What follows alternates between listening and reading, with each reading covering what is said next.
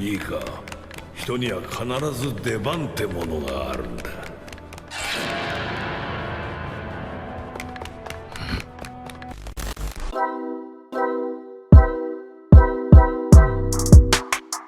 Hey my dear pirates, you are on channel Straw Hat's One Piece Theories, and in today's video we're going to talk about Luffy, the bloodline of those called D, and the possibility that all the characters linked to that name are actually linked to something bigger than just the inherited will.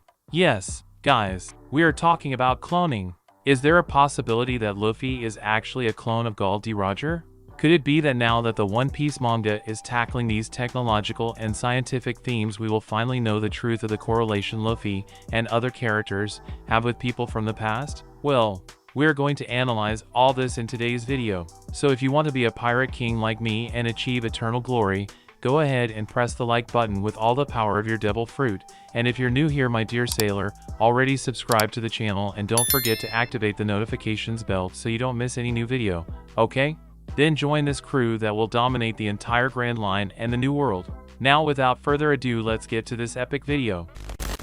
And well, my dear pirate, a while ago I mentioned in a video how Im-sama, Enel, Luffy and Joy Boy would have a correlation with the past of the One Piece universe due to Skypia's technology, Nika's awakening and Lelouchia's destruction, and in that video and those answers would start to be answered in the next One Piece arcs. Because I believe that it wouldn't take long for us to see the introduction of advanced technology, possible deities, and who knows an answer to that inherited will, that although it is still a theory, with each new chapter that comes out it ends up becoming each more and more true. I had also mentioned that this would come as no surprise, after all, since forever the creator of One Piece, Eiichiro Oda, had been putting this subject of advanced technology and cloning between the lines with the pacifistas and the people of Skypia, which was a people very technologically advanced. Well, after the end of the Wano arc we entered the Egghead arc, and as I had already predicted, we ended up entering an arc where many answers about the past began to appear due to Dr. Vegapunk and more. We have a whole technological apparatus being displayed again.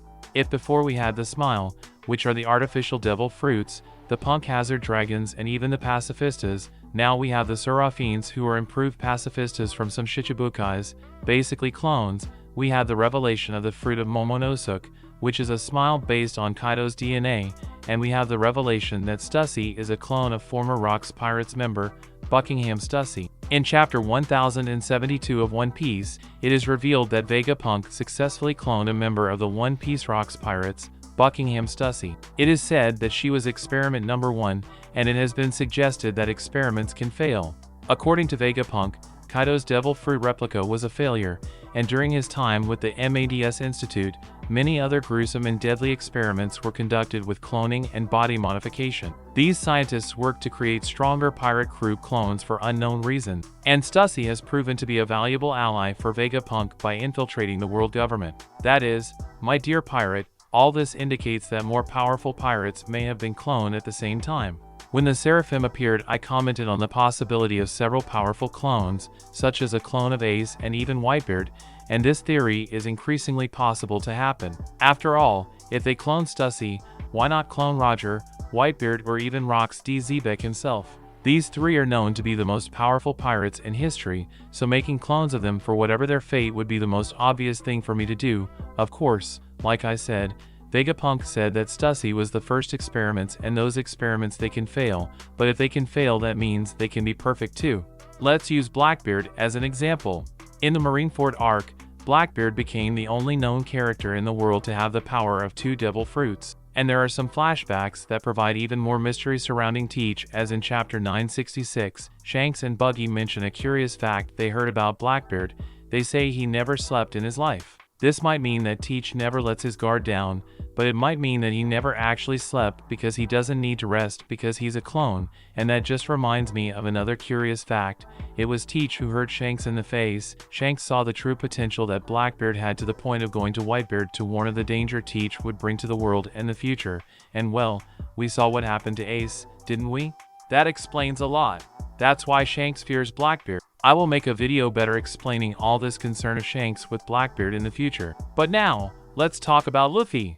Of course, Luffy being a clone of Roger would be something very anticlimactic, it would break the theory of inherited will at the same time that it could throw down all the construction that Oda made in relation to the characters with the surname D. This goes for Blackbeard and Rocks too, but in Teach's case it could be explained that he was a clone and that the D in his name was just to empower his character and give weight to his action, just as Obito used the Madara's name in Naruto. However, in the case of our protagonist, this would be something I would not want to see happen, but if there is such a possibility, well, let's talk about it.